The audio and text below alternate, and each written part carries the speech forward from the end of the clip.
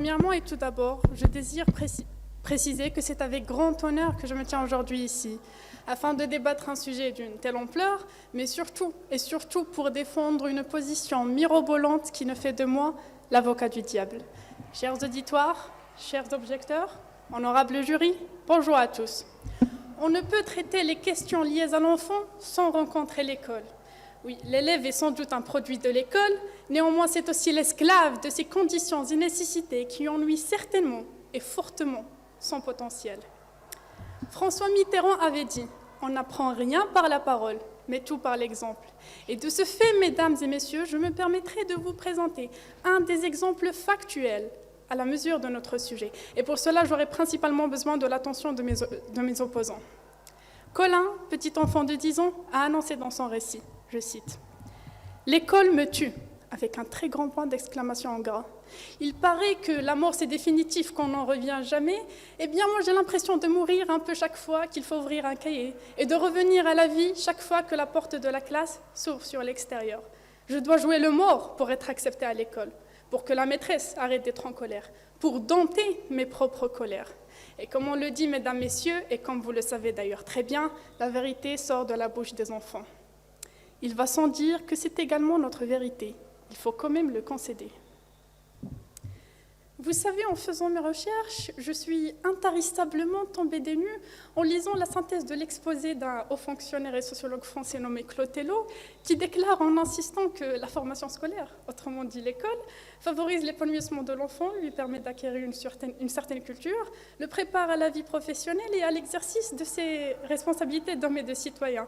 Mais j'ai tout de même lu qu'il semblerait que ce soit des calinotades qui consistent à vous faire croire que le dessein de l'école, autrement dit, le but de l'école est d'instruire, de socialiser et de qualifier l'élève. Oui, je sais, c'est le monde à l'envers, mais ne vous inquiétez pas, car mes coéquipiers et moi sommes là pour redresser la situation. Chère audience, quand les élèves ont le choix entre avoir une moyenne de 10 sur 20 qui reflète leurs connaissances et leur travail, ou ne retenir aucune connaissance, mais avoir une moyenne de 18 sur 20, je suis sûre, et vous l'êtes au même degré, qu'ils vont choisir massivement la deuxième option, mettant la priorité sur la réussite des contrôles et sur les notes plutôt que sur l'apprentissage en soi. Et ce, bien évidemment, est en raison de l'école, car elle ne donne pas assez d'importance au savoir-faire, encore moins au savoir-être. En somme, il s'avère que l'école tue votre potentiel, et merci.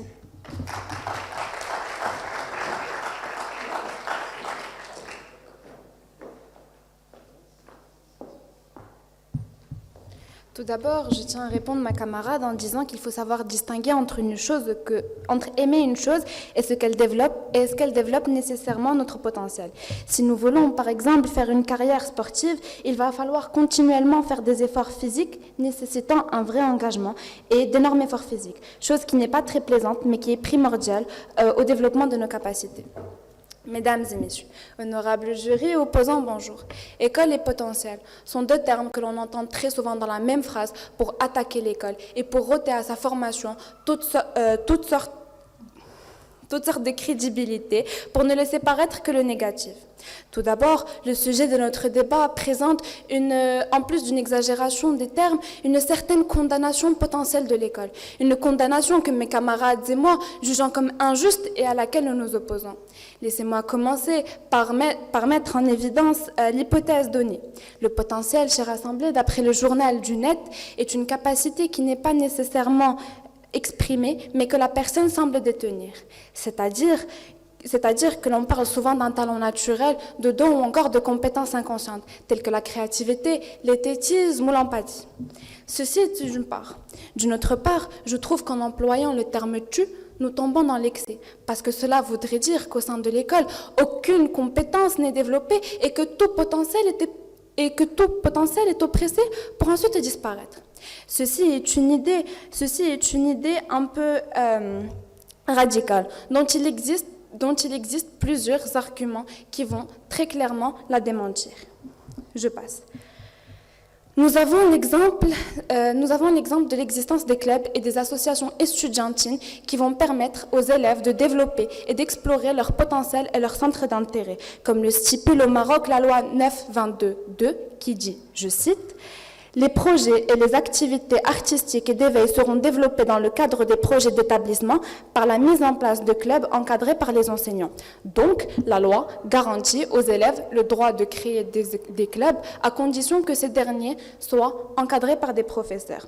Après, nous admettons bien sûr que ces clubs n'existent pas dans toutes les écoles marocaines, mais si des élèves qui ont un penchant vers un domaine précis ne souhaitent pas prendre l'initiative de créer ces clubs par peur de faire le premier pas ou encore pire par fainéantise, il faut les blâmer eux et elles, et non pas l'école. Il faut également marquer le point et savoir que la mission première de l'école, mesdames et messieurs, n'est pas de donner aux élèves le droit d'avoir des activités culturelles, musicales, sportives, théâtrales ou autres, j'en passe. Mais la mission première de l'école est de transmettre un maximum de compétences et de données qui vont lui permettre son insertion dans le marché du travail. Marché qui est de plus en plus concurrentiel et donc de plus en plus sélectif. Comme vous ne chercherez pas à résoudre des équations de maths durant vos séances de natation, il ne faut pas mélanger les choses. Le développement des activités extra-académiques se fait dans des institutions réservées pour, et non dans l'école. Et pourtant, l'école garde les portes grandes ouvertes pour la création des clubs, quel que soit, dans la mesure du possible, bien sûr. Et puis, chère audience, je vous invite à apprécier tout ce que l'école nous a apporté, car l'école nous a vu avoir nos premières relations sociales, nos premières amies, nos premières déceptions, un tas de moments de partage, de joie, de bonheur, malentendus et rire. Et au sein de cette communauté, nous avons très bien poli l'un des potentiels les plus primordiaux, qui est l'intelligence sociale. Si aujourd'hui nous avons majoritairement forgé des capacités à résoudre des problèmes, à gérer nos nerfs ou encore à travailler en équipe, c'est en grande partie grâce à notre insertion à l'école. Merci.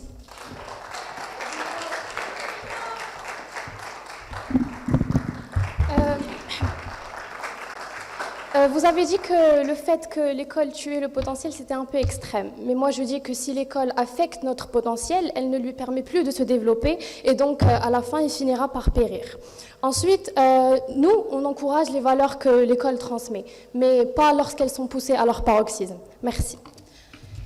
Si je maintenais la tête de nos chères opposantes sous l'eau, elles se sentiraient mal, souffriraient et se débattraient en essayant tant bien que mal de se dégager. Si au dernier moment je lâche leur tête, elles aspireront une grande goulée d'air et connaîtront enfin quelques secondes de soulagement enivrant. Eh bien, c'est ce qui représente le modèle de la vie des étudiants. Ils agissent sans éprouver aucun plaisir dans le présent en espérant une délivrance future. Eh bien, l'école, ce n'est qu'un endroit où les études sont des corvées et où leur motivation première est, écoutez-moi bien, la peur de l'échec. Ce n'est qu'un système où l'élève n'est que le fourrage pour alimenter la machine au lieu d'être le produit lui-même. Ce n'est qu'un endroit vécu par les élèves, non pas comme un lieu d'exploration et d'épanouissement de leur potentiel, mais comme un marathon où l'échec est sévèrement puni et où leur avenir de sécurité et de prospérité est définitivement verrouillé à la suite du moindre faux pas. C'est d'ailleurs la raison pour laquelle plusieurs d'entre nous, si ce n'est dans notre entourage, connaissons de l'anxiété, de la dépression, du stress, des maux de tête, de ventre, et la liste est bien longue encore. Et d'autres encore, des cas plus critiques, connaissent d'autres maladies. Dans le Pacific Standard, Madeleine Thomas pose la question suivante. Avons-nous laissé tomber nos enfants en nous appuyant sur des médicaments sur ordonnance pour traiter le TDAH ? Thomas couvre les luttes d'une génération qui a grandi en prenant ces médicaments sur ordonnance comme le Ritalin et l'Adderall, qui étaient considérés autrefois comme une aubaine lorsqu'ils étaient utilisés pour aider les enfants hyperactifs et non concentrés à réussir à l'école. Thomas, aujourd'hui, rencontre des adultes qui se sentent incapables de faire des tâches aussi simples que d'aller faire les courses, par exemple, sans ces médicaments. Ils se considèrent comme des toxicomanes. Ils sont terrifiés à l'idée de naviguer dans leur vie professionnelle sans aide médicale. Ils ont connu des années de sommeil perturbé, d'appétit réduit, de sentiment de ne jamais être tout à fait eux-mêmes. Et plus affligeant encore, ils déclarent que le fait de se faire soigner pour réussir à l'école, qui d'ailleurs, je trouve ça scandaleux, pour la simple et bonne raison de réussir à l'école parce qu'on a peur de l'échec, eh bien, ça les a empêchés de découvrir qui ils étaient vraiment censés être. Et ils ont posé la question à des élèves qui réclamaient de l'aide à cause de cette aberration qui n'est autre que la peur de l'échec. Quand n'auriez-vous plus besoin de ces médicaments ? La retraite fut leur réponse. Et cette réponse parle d'elle-même, n'est-ce pas ? Bref. La réussite scolaire telle qu'elle est conçue aujourd'hui semble aller à l'encontre du développement des habitudes, des connaissances et de l'image de soi qui permettront aux élèves de s'épanouir en tant qu'adultes dans le monde réel. Nous faisons aujourd'hui n'importe quoi. Et chaque jour où nous ne parvenons pas à faire face à ce qui se passe et à entamer le long et difficile processus du modelage de l'éducation autour de ce que nous prétendons valoriser réellement est un jour perdu. Ne pas avoir la possibilité de poursuivre nos intérêts, ni la possibilité d'être libre, ni celle d'abandonner, c'est la définition même de l'esclavage, la mort de l'âme, et donc de son tendre et doux potentiel. Merci.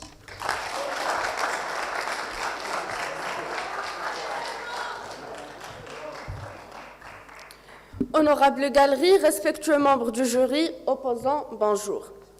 Tout élève, peu importe son niveau scolaire, renferme un énorme potentiel dans certains domaines bien précis. D'un élève à un autre, ces domaines se voient très diversifiés, voire opposés. Les potentiels alors de chacun et chacune de nos semblables sont innombrables. Ceci dit, concilier amélioration du potentiel et enseignement est une tâche très difficile pour l'école, puisqu'il y aura toujours des personnes non satisfaites soit de l'enseignement d'une matière qu'elles n'affectionnent pas, par exemple, ou par la méthodologie d'enseignement, ce qui nous oblige en tant qu'élèves d'adhérer à un mode d'éducation et d'enseignement qui s'intéresse au groupe plutôt qu'à l'individu et qui se focalise donc sur les attentes du marché du travail d'une part, et d'autre part, sur les points communs que présente la majorité des élèves, chose qui est normale, puisqu'opter pour le contraire signifierait une valorisation de certains potentiels au détriment des autres, et ceci ne peut être bien sûr qu'injustice.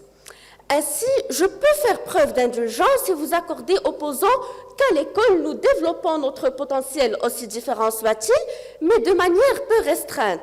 Mais l'important, c'est que ce développement du potentiel existe et le fait de passer par l'école n'est en aucun cas le tuer ou le supprimer.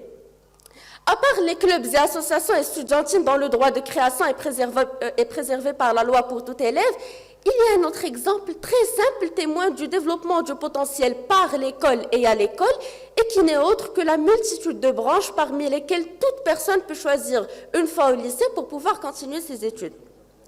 Entre les formations littéraires, originelles, sportives, économiques et sociales, scientifiques, avec toutes leurs sous-formations, la possibilité de choix est très grande. Alors certainement, devant une pluralité de choix, je comprends que c'est légitime de se sentir un peu perdu. Mais à ce moment-là, nous nous retrouvons face à deux possibilités. Soit nous choisissons de faire de sérieuses recherches et de nous informer quant aux dites formations auprès des conseillers en orientation pour pouvoir faire le choix optimal qui correspond à notre potentiel, soit nous nous arrêtons dans la phase de « je suis perdu, je ne sais pas quoi faire » et donc nous choisissons de nous victimiser et de réprimander l'école, le système, le gouvernement, bref, tout et n'importe quoi pour éviter de voir la réalité en face et de s'avouer qu'en réalité le problème provient de nous-mêmes et que nous n'avons pas fait assez de recherches pour pouvoir trouver la formation la plus adéquate à notre profil. Savez-vous, chers camarades, que d'après une étude menée par Kaspersky en 2021, seulement 30% des élèves consultent un conseiller en orientation pour pouvoir éliminer les ambiguïtés liées au choix de formation? Comment s'attendre alors à un développement du potentiel dans un tel cas? À moins que ce soit du hasard, sinon c'est très peu probable. La vraie question qui se pose donc n'est pas si l'école développe ou pas le potentiel, c'est une fausse question. La vraie question qui se pose, c'est est-ce que nous sommes prêts et prêtes d'arrêter de chercher la facilité et de s'investir pleinement dans la création du futur que nous souhaitons vivre? Est-ce que nous avons l'audace de s'avouer que nous avons commis des erreurs et de briser l'illusion dans laquelle nous enfermons nos esprits pour nous faire croire que le monde est méchant et que nous sommes les gentils de l'histoire? Et de par vos propos opposants, je pense que vous restez très loin d'assumer votre part de responsabilité. Merci.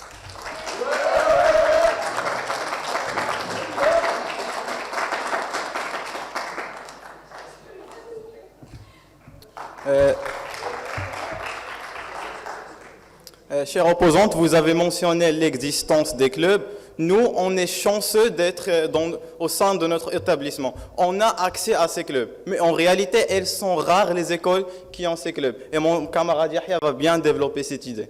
Mesdames et messieurs, Albert Einstein a dit un jour « Tout le monde est un génie, Mais si vous jugez un poisson sur ses capacités à grimper un arbre, il passera toute sa vie à croire qu'il est stupide.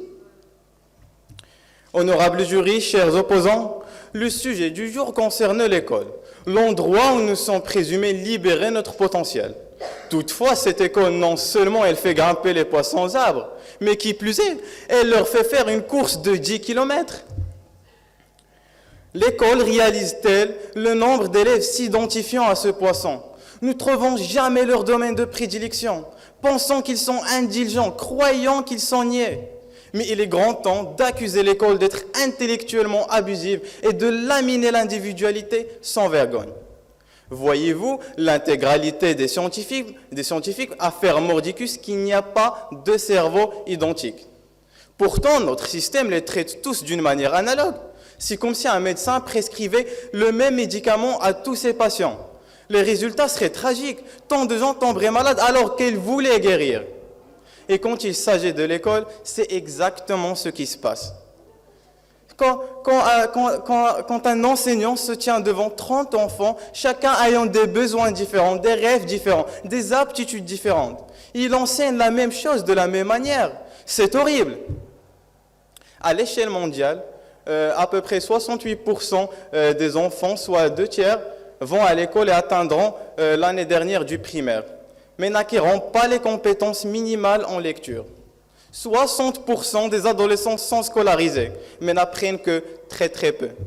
D'après John Warner, les 2 principaux problèmes de la santé mentale dus à l'école sont l'anxiété et la dépression. 4 étudiants sur 10 demandent de l'aide à signaler les conditions.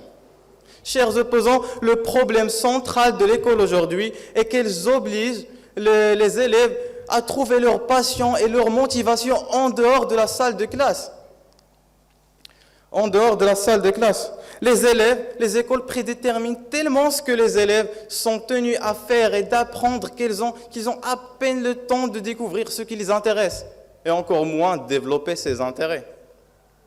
Comment pouvons-nous croire que nous sommes sur le bon chemin alors que les étudiants émergent déprimés, anxieux, médicamentés et incapables de travailler sans la surveillance des figures d'autorité? Merci.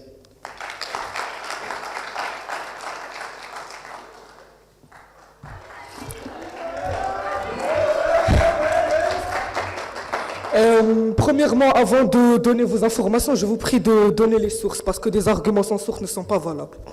Deuxièmement, il faut différencier le système éducatif en lui-même et l'école en tant que lieu. Et pour l'argument que tu as dit à propos des clubs, si les élèves décident de ne pas créer des clubs, c'est leur problème. Il ne faut pas mettre la faute sur l'école. L'école était et sera toujours un sujet d'actualité. Qu'a-t-elle donc fait pour mériter toutes ces polémiques et toutes ces accusations sans fondement? Eh bien, je suis là pour rétablir la vérité, celle d'un lieu qui a fait naître des légendes de la science, de la musique ou bien de l'art. Et si vous ne me croyez toujours pas, je vais vous donner des exemples pour concrétiser mes propos. Chère audience, honorable jury, opposants, bonjour. Tous les enfants naissent avec le même potentiel et il attend patiemment d'être découvert, amélioré et développé. Et ce sont les épreuves du quotidien qui nous permettent de le polir. Tout ce que nous vivons pendant notre cursus scolaire est très important et bénéfique et permet de construire notre personnalité. Même certaines des plus grandes stars du monde ont permis d'améliorer leur potentiel grâce à l'école. On peut prendre comme exemple Thomas Pesquet, un très célèbre astronaute qui a dit, je cite, « Je n'aurais jamais cru être choisi pour aller dans l'espace ». En faisant des études d'ingénierie en aéronautique, ça lui a permis d'acquérir les informations, les connaissances et le savoir requis pour pouvoir réaliser son rêve d'enfance. Mais il n'y a pas que lui. On peut prendre pour exemple aussi le très célèbre LeBron James, un célèbre basketteur qui joue actuellement en NBA. Il a découvert son talent et son potentiel pour le basketball pendant ses années au lycée Saint-Vincent. Et tout cela, grâce à ses entraînements, à sa persévérance, il est maintenant l'une des stars sportives les plus connues au monde. Voyez-vous, chère audience, cette école que nos opposants essayent tellement d'attaquer a réussi à former des gens brillants et uniques qui sont maintenant des stars dans leur domaine. Et pourtant, des personnes continuent à mettre la faute sur cette école et ne sont pas reconnaissants envers elle, alors qu'elle nous a légué des compétences et c'est grâce à elle que nous en sommes là. Et on la charge même de problèmes qui la dépassent très largement. Parce qu'opposant pour ce qui est des imperfections de l'école, il faut savoir contextualiser les choses et ne pas parler de l'absolu. Car qui dit investissement de l'État, on parle de richesse du pays. Parce que quand un pays est pauvre, il ne peut pas tout investir dans tout ce qui est parascolaire. Il faut voir le problème d'analphabétisme. Car s'il n'y a pas les sens fondamentaux, ou bien le transport scolaire, la formation des profs, ou les classes qui sont mal équipées, cela va juste mener à une malformation des élèves et encore à plus détruire leur potentiel. Alors, chers opposants, je vous invite à avoir un esprit critique et analytique au lieu de nous donner des arguments sans fondement. Merci.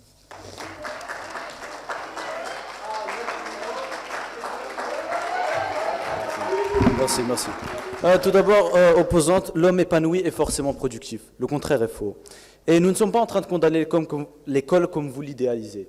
Et par ailleurs, les filières sont très rares. Par exemple, la filière littéraire est devenue le purgatoire des filières. Vous avez eu un tronc commun littéraire, option économie. Les filières sont rares. Mesdames, mesdemoiselles, messieurs, nous sommes le vendredi 4 mars 2022, il est midi 25 et bienvenue à votre premier cours d'histoire. La leçon du jour s'intitule « L'école contemporaine ». Nous sommes à l'aube du 19e siècle, l'ère industrielle bat son plein. Les secteurs, notamment celui de la production, se développent tous azimuts et l'homme devient incoercible. Néanmoins, face à ce progrès se dresse un nœud gordien, le manque de main-d'œuvre qualifiée. Les hauts placés, ne pouvant rester de marbre face à une telle situation, se réunirent et trouvèrent une solution. Un mot, 9 lettres, l'éducation. Ainsi, l'école telle que nous la connaissons naquit. Bien entendu, le contexte dans lequel elle fut érigée détermina son essence. Nous sommes à l'époque de l'industrie et des usines, et l'école n'échappe pas à la règle. Elwood Patterson Carberly, qui était doyen de l'éducation et de l'école à l'université de Stanford, a dit, je cite, « Nos écoles sont dans un sens des usines, dans lesquelles des matériaux bruts, c'est-à-dire les enfants, doivent être façonnés en produits. Les caractéristiques de fabrication répondent aux exigences de la civilisation et il appartient à l'école de produire des élèves selon ses besoins spécifiques. » Fin de citation. Tout d'abord, les élèves sont numérotés. On les classe par année de naissance. Puis, les élèves sont surveillés par des professeurs, qui eux-mêmes sont surveillés par des inspecteurs, qui eux-mêmes sont surveillés par des ministres. Les cours commencent et se finissent par une sonnerie, ce qui montre l'aspect carré de la chose. Et tout le monde va travailler sur une tâche bien précise pendant une durée bien déterminée. Et tout cela a une explication. Le but de l'école est celui de servir l'État. En d'autres mots, créer un citoyen compétent qui deviendra par la suite un employé performant. Ça n'est par définition en aucun cas un endroit propice à l'épanouissement d'élèves et à la libération de son plein potentiel. Ceci achève notre cours, ma foi, assez laconique. Maintenant, revenons au XXIe siècle et je m'adresse à vous, public. Est-ce que vous voyez des ressemblances entre l'école d'il y a 200 ans et l'école d'aujourd'hui? En effet, l'école n'a pas réellement changé. Et si l'école n'a pas changé, c'est parce que son dessein est resté univoque, celui de créer de la main-d'œuvre compétente. Et je peux le démontrer d'emblée. Dites-moi, public, encore une fois, qu'est-ce qui est le plus important pour la société? Un médecin ou un danseur? Un ingénieur ou un chanteur? Un linguiste ou un footballeur?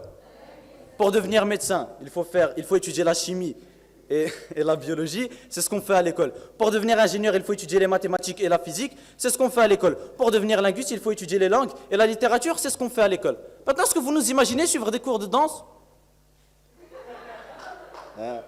Des rires, c'est bizarre, non? Pourtant, le métier de chorégraphe existe. Est-ce que vous nous imaginez considérer le cours de sport comme un vrai cours et pas comme une récréation de 90 minutes? Messieurs, dames, l'école a hiérarchisé la connaissance. De ce fait, elle a miné l'esprit des élèves comme l'industrie a épuisé la terre. L'école doit à tout prix découvrir ce talent fouillé en chacun de nous, éveiller cette capacité à la stimuler et l'aiguiser afin de libérer le potentiel de tout un chacun. Nous voulons façonner les idées, nous ne voulons pas les subir.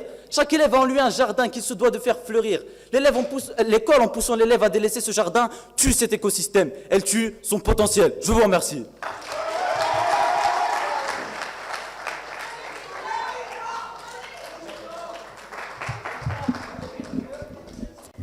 Bien, mesdames, mesdemoiselles et messieurs, bonjour.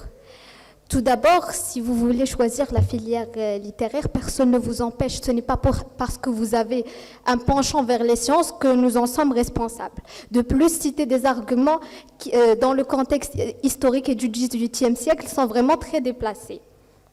Et puis, pour être chorégraphe ou danseur, on passe par des études. Bien. Chers opposants, l'objectif premier de l'école est de vous donner une formation professionnelle, une formation civique et une culture.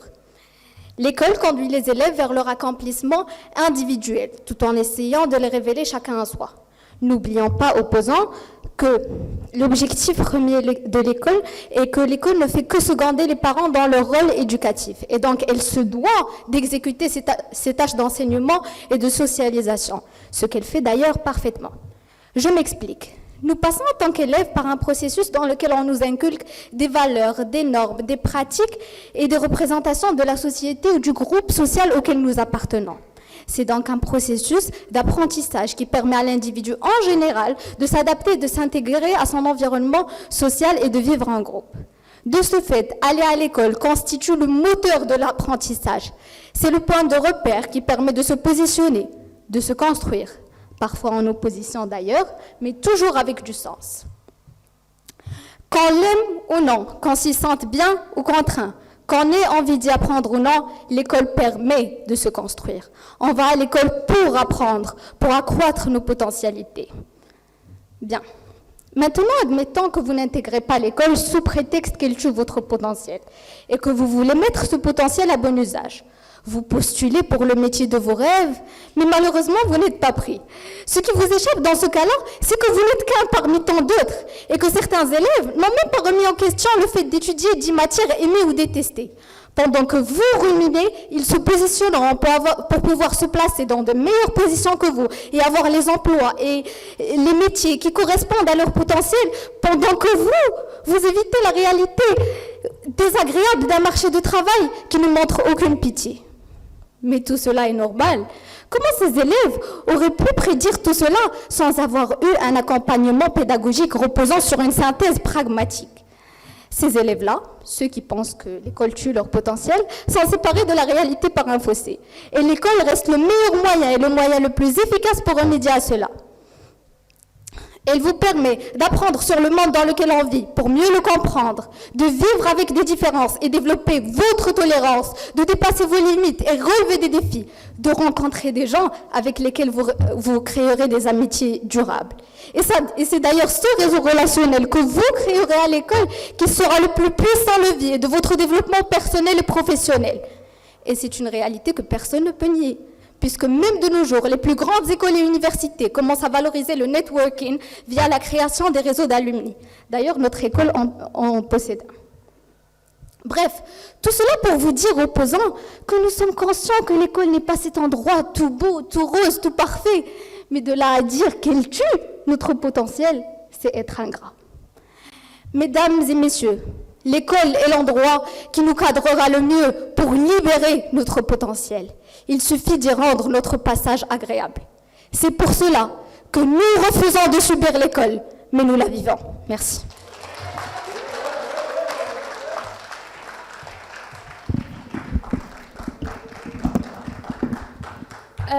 Vous avez parlé de basket et de figures emblématiques. Moi, je vais vous parler de Michael Jordan, que vous connaissez, que vous devez sûrement connaître, et qui a été renvoyé de son équipe de basket à l'école. Vous avez aussi dit que notre exemple du XVIIIe siècle était déplacé, sauf que le présent utilisé dans notre proposition est un présent de vérité générale et non un présent d'énonciation. Et donc, la proposition est valable quel que soit le temps et l'espace. Merci.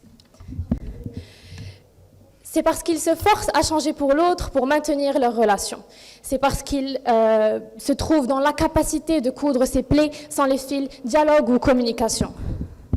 C'est parce qu'il est sous son emprise, égaré au fin fond des abîmes de l'oubli, fade, délaissé, meurtri. Victime et bourreau, souffre-douleur et persécuteur, dominé et dominant. Nous avons tous eu le malheur, ou nous l'aurons un jour si ce n'est toujours le cas, de jouer l'un de ces rôles dans l'une de ces relations. Et ce, vu l'esprit humain, ma foi, incroyablement alambiqué. Volontairement ou pas, les dommages seront là. Les dommages seront là. Voyez-vous, ce qui lie potentiel et école est tout aussi complexe que ce que nous sommes. La relation qui les unit est d'une toxicité sans nom. Potentiel, cette aptitude inhérente à la croissance, au développement ou au succès futur n'est qu'une graine qui demande à pousser, qu'elle devienne sol arctique ou séquoia, là n'est pas la question, puisqu'elle représente l'expression pleine de ce qu'elle est. Potentiel ne veut que se développer, se valoriser, se trouver et accomplir la quintessence de ses capacités. Potentiel n'est que quelqu'un de tout aussi à part entière qui a besoin de temps et d'espace, d'air et de liberté.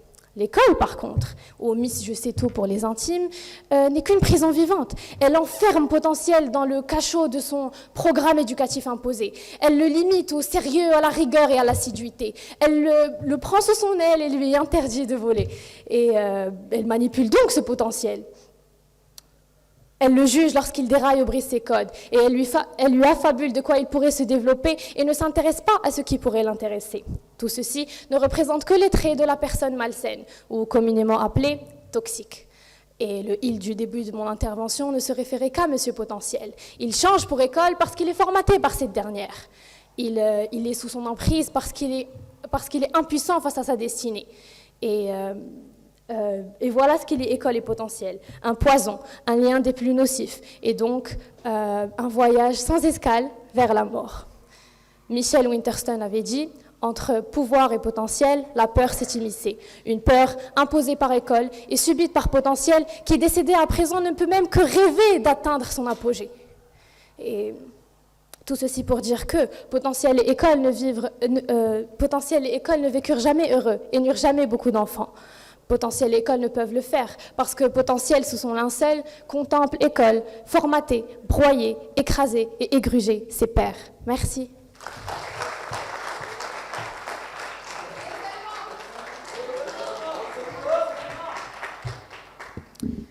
Pour vous répondre, excusez-moi, pour vous répondre opposant, premièrement, j'ai une question. Quelle est la raison du renvoi de Michael Jordan? Puisque le fait qu'il soit renvoyé ne signifie pas forcément qu'il a été renvoyé parce qu'il n'a pas été jugé bon, assez bon.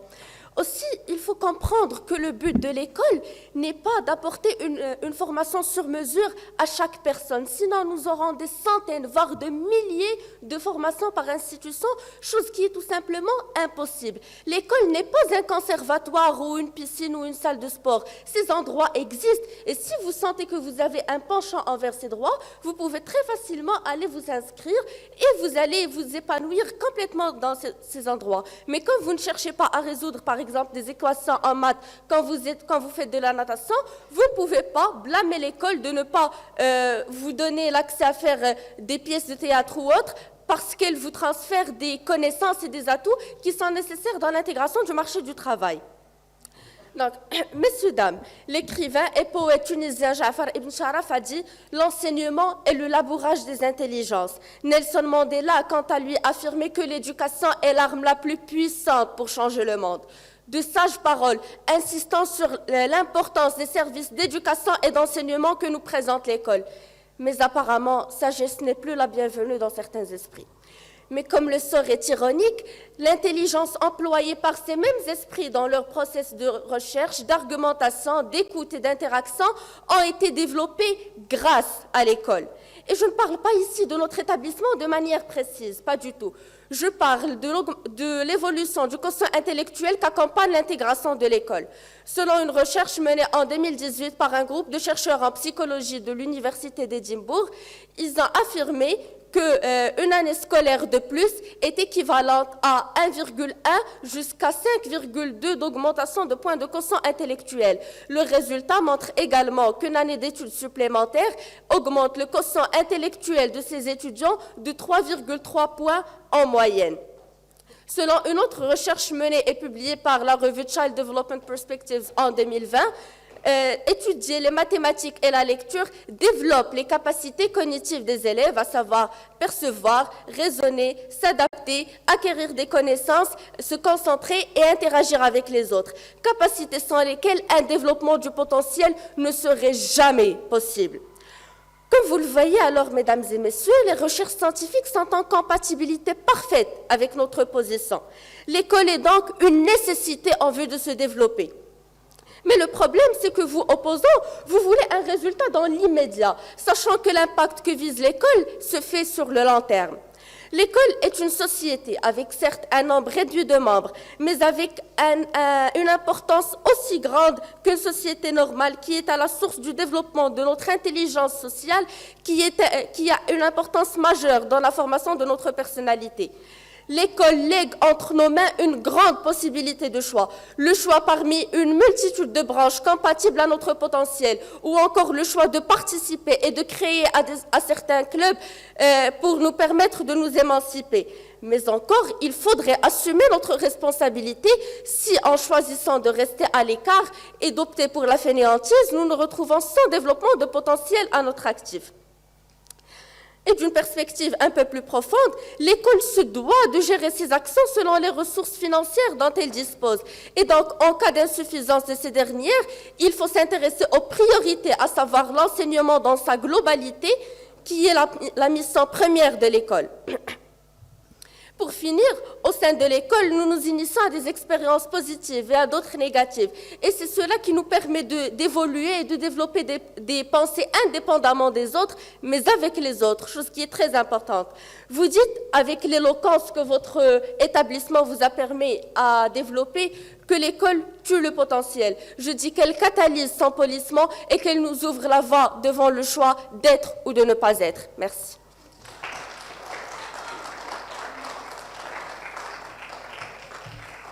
Opposant, tout d'abord, je tiens... Tout d'abord, opposant, je tiens à nous excuser. On n'a pas cité nos sources. Les chiffres de GIEC viennent de l'UNESCO. Et Madame Selma, le fait que l'école ou changer l'école, ce soit possible ou impossible, ça n'est pas le sujet. Vous faites des lectures myopes du sujet. Et Michael Jordan avait un potentiel, et c'est ce qu'on a dit. Et l'école n'a pas su voir en son potentiel. Messieurs, dames, nos chères opposantes ont parlé de notre établissement. Elles n'ont pas manqué d'en faire leur cheval de bataille. Et je suis totalement d'accord avec vos dires. Notre établissement permet de la libération du potentiel de l'élève. Néanmoins, une petite précision somme toute importante. Notre établissement se démarque, n'est-ce pas? Or, pour se démarquer, il faut faire ce que tout autre ne fait pas. Et que faisons-nous que tout autre ne fait pas? Débat, activités, club, MUN, TED. Tout ce qui libère le potentiel de l'élève. Nous sommes l'exception, nous ne sommes pas la règle. Et l'exception ne fait pas la règle, l'exception confirme la règle. Vous confirmez nos dires, mais nous n'avons pas besoin de votre aide. En tout cas, ce qui nous désunit, vous et nous, depuis toujours et pour longtemps, c'est notre façon de raisonner. Depuis tout à l'heure, vous citez des chiffres qui sont ambivalents et vous vous basez sur des anecdotes pour analyser des phénomènes de grande envergure. D'après vous, l'école est excellente.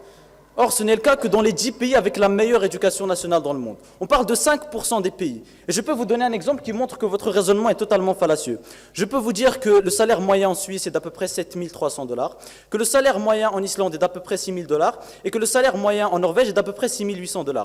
Si on se fie à ces chiffres, tout le monde mène un mode de vie ostentatoire. Mercedes, BMW, vacances à Dubaï, à Cuba, la vie est merveilleuse. Et bien, allez voir les gens des pays du tiers-monde s'ils ne crient pas famine. De ce fait, allez voir les autres écoliers, des autres établissements, si leur potentiel n'est pas enfermé à double tour et jeté aux oubliettes. Miséricorde, j'ai l'impression d'entamer un discours de sourd. Vous êtes tombé dans un fossé des plus béants et vous creusez encore.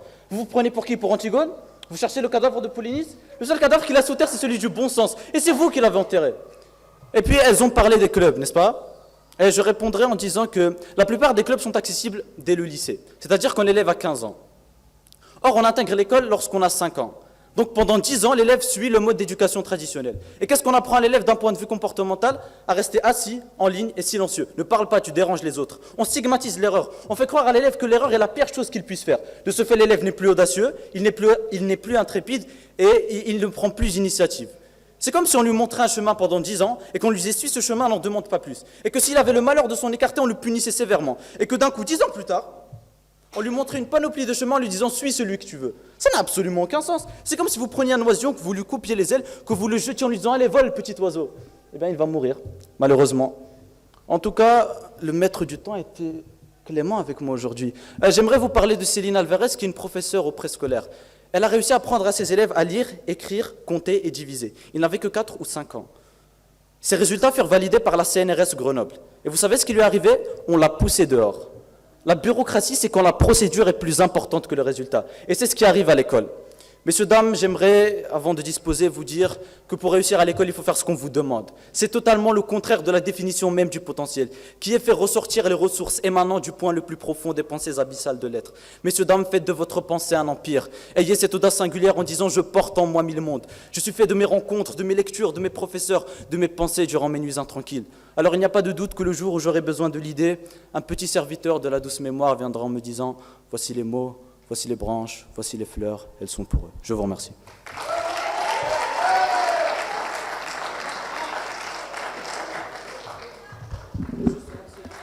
Bien, pour vous répondre, opposants, par rapport à la création des clubs, puisque vous n'avez pas saisi ce que notre équipe a dit, la création des clubs est garantie par l'État. Et dans la loi, il n'y a pas de date de création de ces clubs. Donc on peut créer ces clubs même avant notre intégration au lycée. C'est pour cela que mon équipe et moi refusons de céder face à des attaques sans fondement. Merci.